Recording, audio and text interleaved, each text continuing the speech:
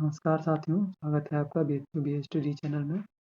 तो हम लोग बिहारी दास जी के महत्वपूर्ण प्रश्नों के बारे में चर्चा कर रहे थे, जो कि बीएचयू एग्जामिनेशन में आ सकते हैं, जो इस साल होने वाली है आपकी। तो देखिए, बिहारी दास जी के कुछ 5 महत्वपूर्ण टॉपिक हैं, जिनसे ही संबंधित क्वेश्चन पूछे जाते हैं। तो हम लोगों ने 4 वो कर चुके हैं और 4 टॉपिक कंप्लीट कर चुके हैं। ये 11 जो प्रश्न हैं, जो प्रीवियस ईयर में पूछे जा चुके हैं, इनमें से केवल भाषा चेंज होती है, जैसा कि मैंने पिछले वीडियो में बताया था। और मैंने प्लेलिस्ट बना दी है बिहारी दास जी की, उसमें आपको महत्वपूर्ण प्रश्न और महत्वपूर्ण व्याख्याएँ देखने को मिल जाएँगी।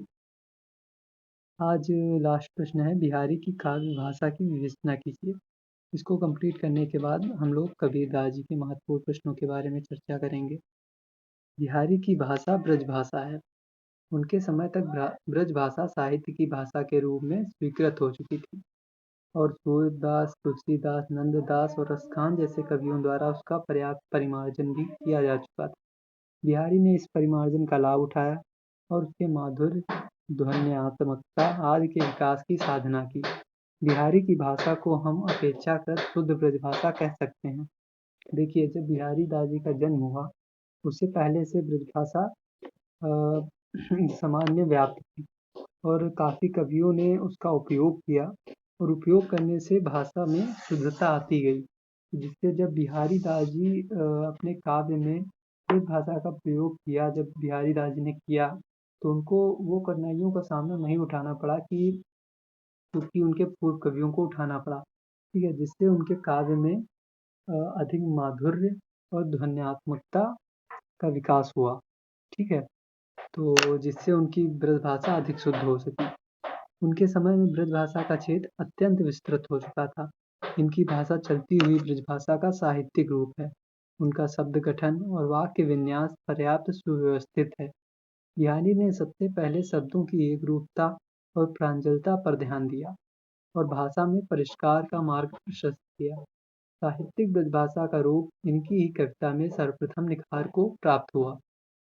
बाद में घनानंद और पद्माकर ने उसे और अधिक परिष्कृत किया। बिहारी की भाषा में बुंदेलखंडी और पूर्वी का प्रभाव है। तुक के आग्रह और प्रयोग बाहुल्य के कारण पूर्वी के प्रयोग हुए, बुंदेलखंडी के प्रयोग सहसों के अभ्यास के कारण महज रूप में आए। ठीक है, तो देखिए, बिहारी की भाषा में बुंदेलखंडी और पूर्वी का प्रभाव है। ठीक है, तो वो ऐसी जगह बुंदेलखंडी की, वो बुंदेलखंड से भी संबंधित थे, इसलिए उनकी भाषा में बुंदेलखंडी भी प्रभाव आया। ठीक है, बुंदेलखंडी के प्रयोग सहसों के अभ्यास के कारण महज रूप में आए, क्योंकि उन्होंने शुरुआत में बुंदेलखंडी में ही लिखना प्रारंभ किया था, इसलिए उनके ब्रज भाषा में भी उसके कुछ अवशेष दिखाई पड़े। कहीं कहीं अरबी फारसी के शब्दों का प्रयोग भी मिलता है। लोकोक्तियों और मुहावरों का प्रयोग भाषा को प्रश्नीय बना देता है, इसलिए उन्होंने मुहावरे और लोकोक्तियों का भी प्रयोग किया है। बिहारी की काव्य भाषा में नाद सौंदर्य है और वह माधुर्य गुण संपन्न है। माधुर्य गुण के अनुकूल शब्द चयन किया है।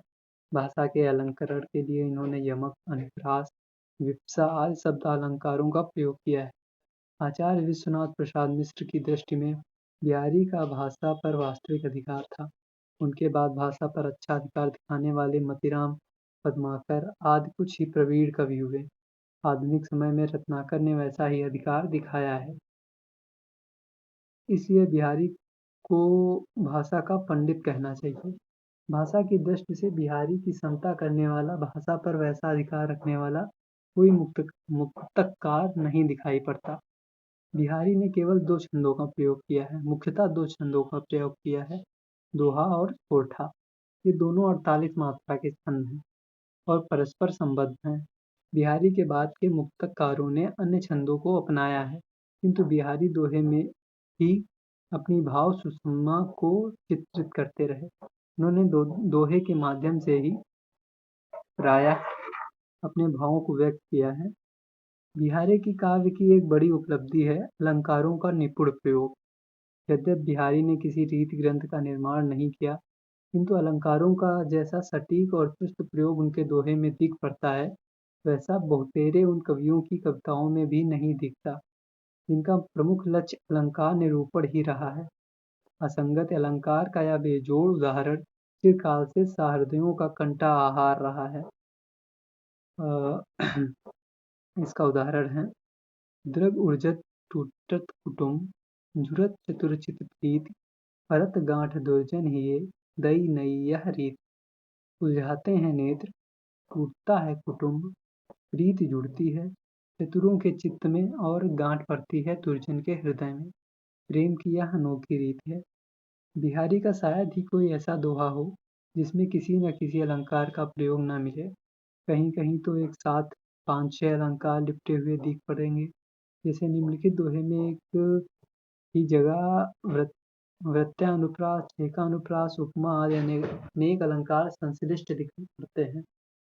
बिहारी अलंकारवादी नहीं थे, उन्होंने स्वच्छंद रूप से अलंकारों का प्रयोग किया है। प्रायः प्रत्येक दोहे में उक्त वैचित्र के साथ अलंकारों की सुंदर योजना हुई है। सादृश्य मूलक अलंकारों में उपमा, उत्प्रेक्षा, रूपक आदि का प्रयोग अधिक हुआ है। रूपक तो बिहारी का प्रिय अलंकार है। वैसे यमक, समासोक्ति, अपलूति अलंकारों का भी सुंदर प्रयोग हुआ है। यमक का उदाहरण है एक तो पर वारो उर्वशी सुधि राधिके सुजान तू मोहन के उर्वशी हवै उर्वशी समान। रीतकाल में मुख्यतः 3 संप्रदाय प्रचलित थे, अलंकार, रस और ध्वनि। मुख्यतः ये 3 चीज मुख्य थी रीतकाल में। पहला तो अलंकार, दूसरा रस और तीसरा ध्वनि। बिहारी अलंकारिक चमत्कार के अनावश्यक मोह से कभी भी ग्रस्त नहीं हुए कि लाइए इस अलंकार में लिख देते हैं, उस अलंकार में लिख देते हैं, ऐसा कभी उन्होंने नहीं किया। उन्होंने अलंकारों का प्रयोग साधन के रूप में किया, ना कि साध्य के रूप में। ठीक है। रस भी बिहारी का साध्य लक्षण नहीं होता, वे वस्तुतः ध्वनिवादी हैं। रस ध्वनि, अलंकार ध्वनि और वस्तु ध्वनि को ग्रहण करके बिहारी ने सांकेतिक अर्थ को द्योतित किया है, अतः उनकी रुचि ध्वनि संप्रदाय की ओर अधिक है। ये आपका आज बिहारीदास जी कंप्लीट हो गए हैं। अब हम लोग कल कबीरदास जी के बारे में चर्चा करेंगे। धन्यवाद।